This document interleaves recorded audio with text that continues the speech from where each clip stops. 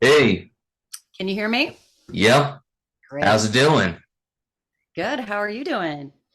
I'm doing okay. Thanks for willing to do this, Wendy. Welcome. I gotta be honest with you. I've been hearing all over from you ever since Kiva from Mega's XLR. And ever Ah, since then, I've been knowing all about your voices. And to tell the truth, I never knew what anime was until One Punch Man appeared before me. That's when I discovered it is about the childhood shows I've seen are anime. That's when I discovered the voice actors, including you, Wendy. cool. And to tell the truth, do you know who's the reason why I wanted to interview you? The reason why, I'm not sure. It was the person who interviewed you 2 years ago, Chris Mayek. Oh, He is the reason why I've been working so hard to getting in touch with you and many others for months. And well, I've succeeded on doing all of these things for the sake of learning information about them and to show them what I'm truly capable of to gain experience of voice acting. congrats. Since everybody, including the actors, say I sound like a real professional one. Also because I have a real professional voice acting website, to be honest. Great. But anyway, I have many questions I wanted to ask you. Tell me, how is it like being a voice actor in many animated shows? I've worked really hard at my career and I'm super proud of my 600 plus different roles and credits that I have that I've been credited for, which only includes the shows that I've been on. Within those shows, I often do multiple voices. So I probably got over 1,000 different characters that I've done over my career. And I'm super proud of being able to diversify and have longevity in this business and being able to be a working actor. Wow, that's very good to hear from you. Which leads me to the most important question. How did you get into voice acting? I trained hard as an actor. I was a film and stage actress, and I was working quite a bit in theater and Hollywood, and I was getting some real traction, and I was booking on camera quite a bit, and never as much as you want when you're starting out, but it was all beginning to come together. And at one point, I just felt like animation would be in my future. I wasn't sure how, but my first studio experiences were as a singer. And I really took to the studio environment and I loved it. And I feel as if studios, very much like theaters, are sacred centers where creativity is produced and born. And I knew I wanted to be a part of that and to be able to continue a life in studio. And it's something that it's what I enjoy most about working in animation. Wow. So this is how you got into voice acting because of what happened with you trying to be a singer and then you beginning to understand about voice acting and well, that's where you want getting into animation and stuff. Isn't that Yeah, correct? that was the start. Yeah, I was invited to audit a session that was being recorded at Intersound Studios, which was a very well-known recording facility in Hollywood, right on the Sunset Strip. And my dear friend Chris Ampson, I have to give him credit, was a pro arena production engineer, live engineer. And when he was in between tours, he would work at Intersound working on dubbing foreign languages into English. So he invited me to join him because he knew about all the crazy voices that were inside me and all of my impersonations, which really were mocking in the beginning, but I learned to sort of become a good mimic. And so I got to audit that session. And at one point, I was given an opportunity to audition myself, which I never expected, but secretly prayed for. And I realized it was a much harder task, learning how to make your voice match a picture that was completed. So I thought, okay, this is something I'd like to work on. I think I can get better at it. And I never knew when my next opportunity would arise. But several weeks later, I got a phone call that from that audition, I was cast in Robotech. So my first audition became my very first job as a voice actor. Wow, quite impressive.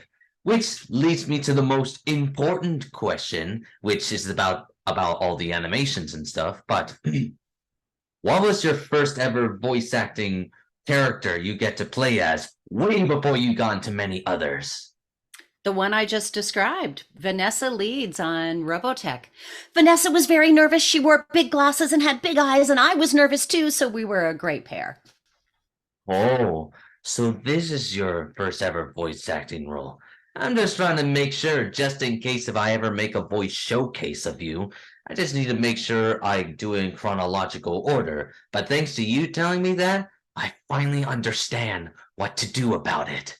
I've told the story many times, but I'm happy to share it because it was a moment where I followed my gut instinct and I let my intuition and my hunches and my feelings guide me, which have always been the best guide throughout my career and my life. And I encourage others to really get in touch with that inner voice.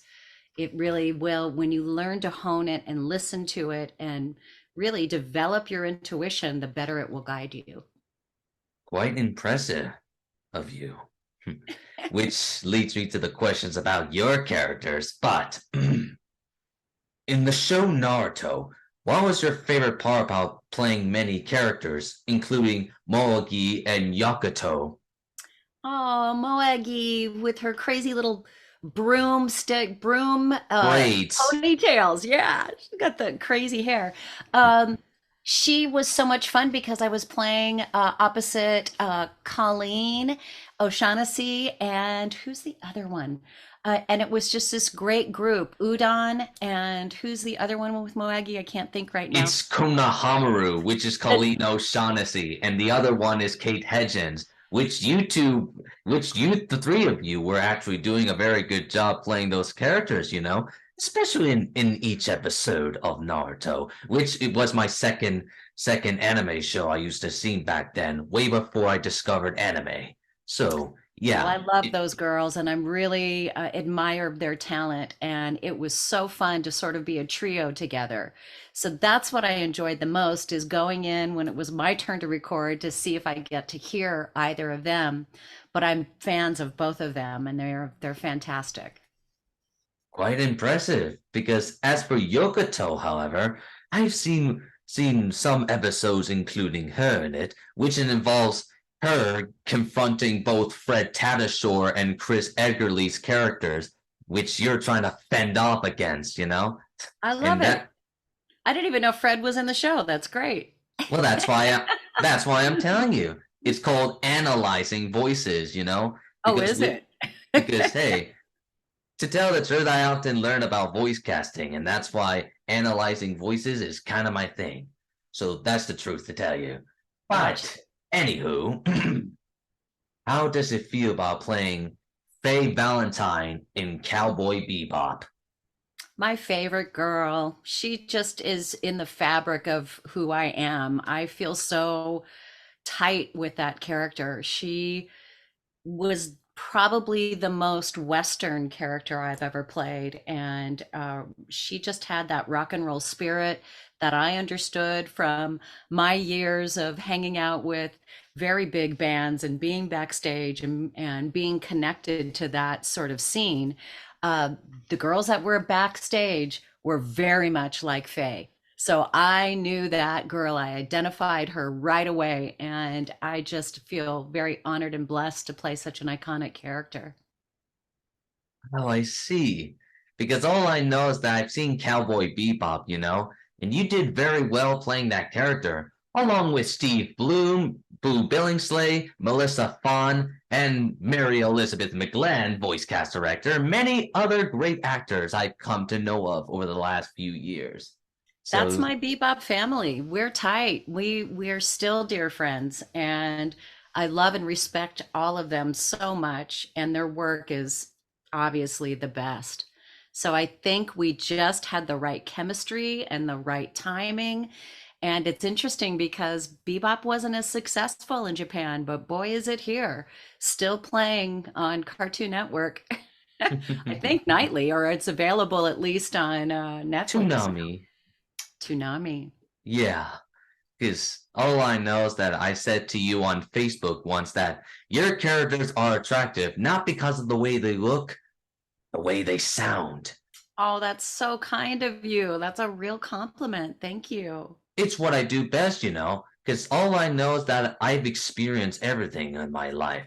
That's why I shared it out to make people understand what in reality this is all about. So yeah, important fact.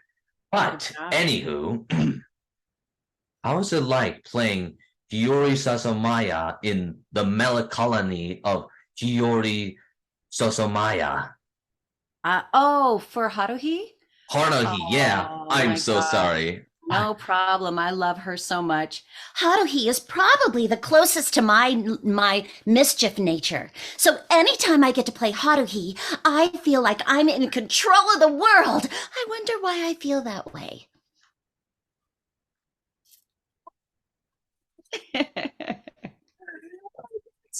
It's just hilarious.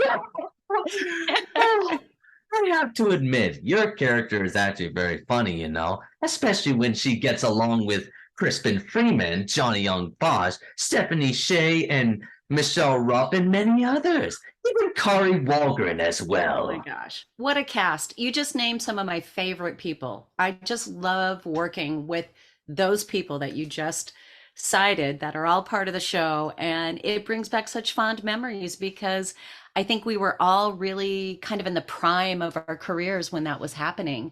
And yet we still keep going. As long as we have the support of your listeners and our fans, we are able to keep making great shows. Why, of course. That's exactly what I was intending to do, to help many people out in the world, including you, Wendy, because that's my Hey, job. let's all try to do something a little positive every day. The world certainly needs it. That's my intention. Keep the world positive. Yeah. But anywho, what's so awesome about playing Kanata Izami in Lucky Star? Konata's just a total slacker, and she doesn't really care about much, but she likes anime, and she's a really good athlete. So don't think that she just lays around all the time and that's what she likes to do with her dad. It was just so fun to play her. She's also a little mischievous and her own person and goes at her own pace and kind of a slob. And I think we can all relate to her on some level. Now that's a very good thing to tell, because all I know is that I've seen Lucky Star on YouTube, and you were just so amazing playing that character. Especially when you got to interact with Karen Strathman, Corey Bolgren, Oh my Michelle gosh. Ruff, and you just pretty much do a lot of good stuff in it, Even I inviting my good forgot. friend Richard Epcar in it. I mean, come on, what a cast. Those are all amazing performers, and I love them. And to be able to be cast with so many fantastic actors who have such good timing, because that show required good comedic timing. And that's something that I love to ace. I'm really, really inspired to play comedy. I love it. Now that's super funny of you to say that. Hey, But everybody wants to laugh and have a good time, right? We need it. of course we do. But anyway, what's the most awesome thing when playing Len in Fire Emblem?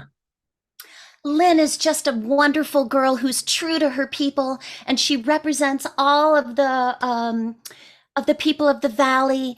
And she doesn't like having to fight in a wedding dress. Please don't make me wear that. Oh my. Lynn is awesome. You know, she won a popularity contest, which I have to laugh at because When I was a student in high school and junior high, the last thing I would ever want to do is win a popularity contest. It would have been something that the cliques and the jocks and the cheerleaders and everybody would have been interested in, and I would have been in the theater department or in the drill team or in the science club, nerding out with everybody else. So to be able to have a character who's really well received like that is a huge honor. And there's more Lynn that has recently come out, so I'm super excited about that. That's quite impressive of you, because all I know is that I've been playing Fire Emblem, and I've gotta say, you did very well playing that character, you know? Especially when you got to be part of the current Fire Emblem game called Fire Emblem Engage, which you got to reprise her once again, along with the other character Maria, which That's is true. And Veronica. oh, Veronica. Yeah, I have a few characters in Fire Emblem. I also directed Fire Emblem for a long time. There's been Oh, several directors on the show, but I was able to direct it for many years. And when my creative team was open to me playing some of the roles, in addition to that, I got to self-direct the characters that I played mostly. So not recently, but originally. So it's super fun to be that um, incorporated into the process, which is something I really love about studio life and post-production. that's a very good thing of you. But anywho, back on the topics of my questions, but what was your favorite part about being in the show One Punch Man as Super S? Oh, that's right. Super S. She doesn't talk a lot, but she has a lot of screen time, or not a lot of screen time. She has memorable screen time because of that strappy, wild, sexy dominatrix outfit. I'm a little shy when I see my photos of her. She's pretty extreme. But I Uh, do enjoy playing strong women, and to take on a character that's very sexy and kind of evil and controlling is really satisfying. It's something it's a juicy role I really enjoy. Why, that's a very good thing about you, you know? Because all I know is that there's a third One Punch Man coming, and that your Mm. character is going to return. And all I know is that the cast, whoever is casting the dub, I wanted them to bring you back as Super S so that they can finally finish off what they could have left off with the cliffhanger. So How do you that's know? How do you know they're coming back? easy. Max Middleman, my biggest fan of my YouTube channel, told me himself. Excellent. So that's surprise news for me. Thank you. It's what I do best, you know. Letting everybody know about this is my job. And that's why they often gain my respect and often follow me through social media because of me just letting them know about everything. So, you know, just trying to be honest with them. That is all. But, anywho, what is the grand awesome thing when being part of Sailor Moon as Queen Serenity? Gosh, what a beautiful character. I wish I had more scenes with her. I loved the beautiful messages of love, friendship, loyalty, and all the crystals and cosmic imagery. If you haven't noticed, I love cosmic topics. So she is something that felt like a real gift when I was able to play her again. I played her originally back in the Saban days, so it must have been the 90s, maybe late 80s. And I had forgotten that I had actually voiced her because we didn't do very much material. So when it came back, I was just delighted that I was able to reprise the role and continue with her. Well, I'm glad they did that years ago because all I know is that I've been seeing Sailor Moon, and I've got to say, you did very well playing that character, especially when you get to talk to Stephanie Shea and telling Oh. her that you must basically abide to her destiny and save the world from men. And Mm, not men. I meant evil. I meant evil. Yeah, evil, that's yes. because Evil man. that's right. Because all I Yeah. know is that I've seen the Netflix Sailor Moon one, which is the one that came out, the Eternal one. Yes, Sailor Moon Eternal, where you reprise her role along with many actors, you know. Oh, including my that good cast. friend Michael Yorchak and Laura Post and Erica Lindbeck and others. Yeah, it's such a good cast. It's a local Los Angeles casting. And so really the cream of the crop, the best actors out here are involved in that. And it's I'm always delighted to hear everybody's work. Quite impressive. Oh, bringing amounts of cast, which the another Sailor Moon is coming by June, and I just hope everybody gets to Ooh. reprise their roles once again, so that everything can finally turn out nicely for everybody's sake. So, but anyway, this is for the Bleach fans. But what's the biggest thing when playing in Bleach as many characters, including Yoruichi Shihoen, Tatsuki Owasawa, and Manoli Malia? Oh my gosh, that's right. Well, I always think of um, Totsuki, who helped train Ichigo, and she's kind of rough and tough and kind of androgynous, which is a really fun character. And Urudu, who worked with Kisuke, and her brother was always hitting her. so I loved her because she's all kind of scratchy and vocal fry. And then Yoruichi is just elegant and feline. And the fact that she was a male cat and then she turns into this beautiful woman, I had to voice her. She's one of the only times that I've approached the producers and asked, pleaded for a role and asked if I could please read for her. And they were so kind. They just cast me in it. And I am just delighted. I hope that there's more for Yoruichi. I hear that she doesn't come in until the end of the current series. I'm not sure.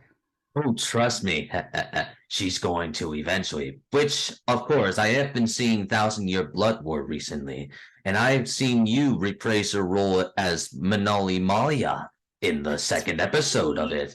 And that's where it came to thought to me that if you return as Manoli Malia, then that must mean she must return as Totsuki and Yoruichi as well, because if she gets replaced by another actor, oh, it's gonna piss all the fans off without even hesitation. That because no one plays those characters but you, because you are the Oh. only one who can play those characters, and you know why? Because there for Yoruichi, there is one line I've always wanted you to say to make your character more funnier. And you know what's that? The line is this: You of all men should learn how to respect a woman, right, Ichigo? You of all of, say it again. You of all men should learn how to respect a woman, right, Ichigo? How to respect a woman, right? Yeah, like how to treat a woman properly. You of all men should learn how to treat a woman properly, Ichigo. That line should actually be part of the show to make it even better. Just like I told to many actors who I gave lines to, which they often take my lines as a very good way to help them, which I wanted you to say that line to help you make your character better, and so that you can make it more entertaining to see. And I'll be like, that's the line I told her to say. And they'll be like, what? And I'll be like, yep, that's the idea. Just like when that kid from Thor Ragnarok suggested to Chris Hemsworth to say that line, which they kept it and they roll it out. Well, So I yeah, think Johnny Young Bosch does an amazing job as Ichigo. He's a dear friend, and I'd be so excited to be reunited in the cast of Bleach, another show that I directed for 4 years. quite impressive. Most impressive.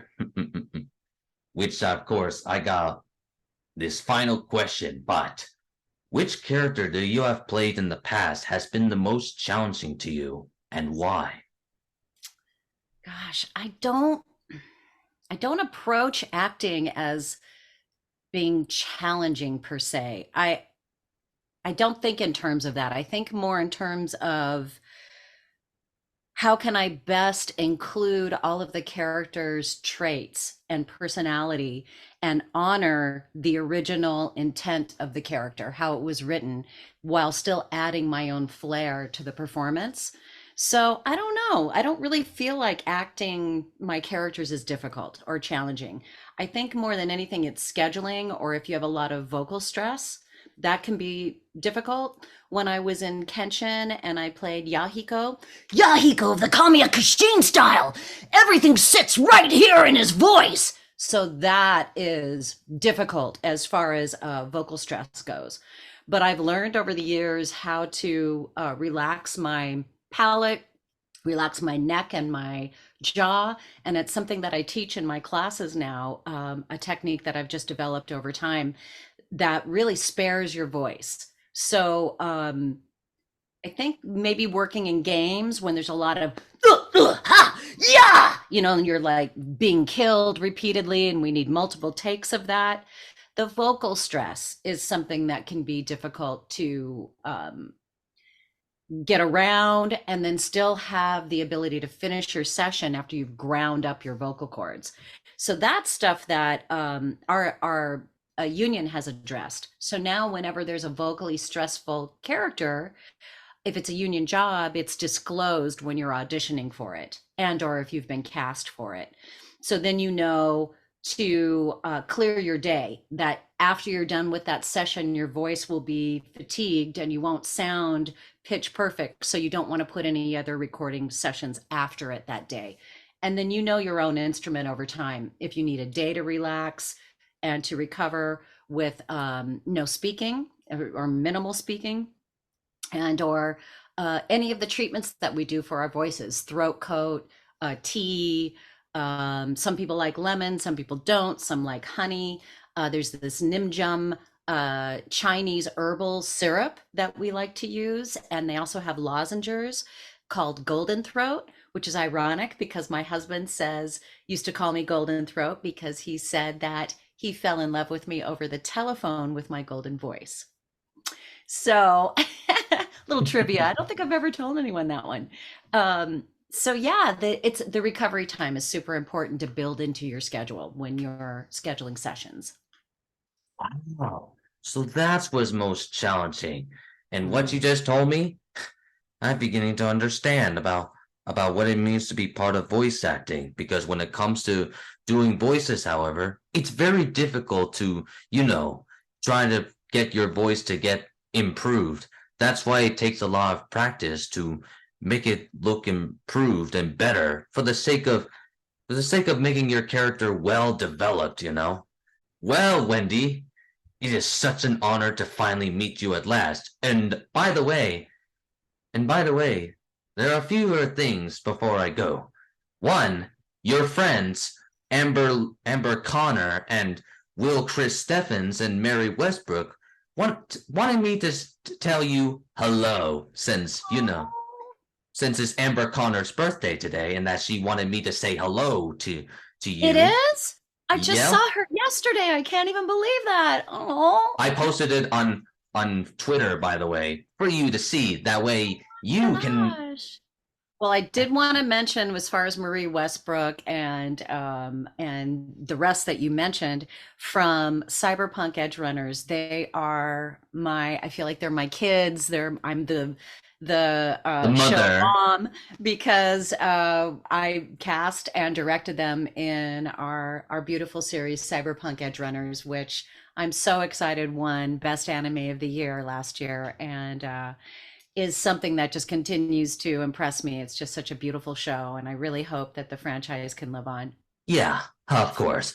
And one more thing, if I'm ever to making my own show, I'd be gladly to bring you in as a way to make things look better, because the show I wanted to, which I'm in a draft right now, is, the show you were in long ago called Power Rangers, right? Ay, whatever are you talking about? Well, I was thinking of wanting to make an animated version of it as a way to reveal the backstories from the comics to make it look better and improved. And I was hoping to bring you in one day when I become a real voice actor and writer like the others. So that's would that be for Scorpina, or would that be for Alpha 6?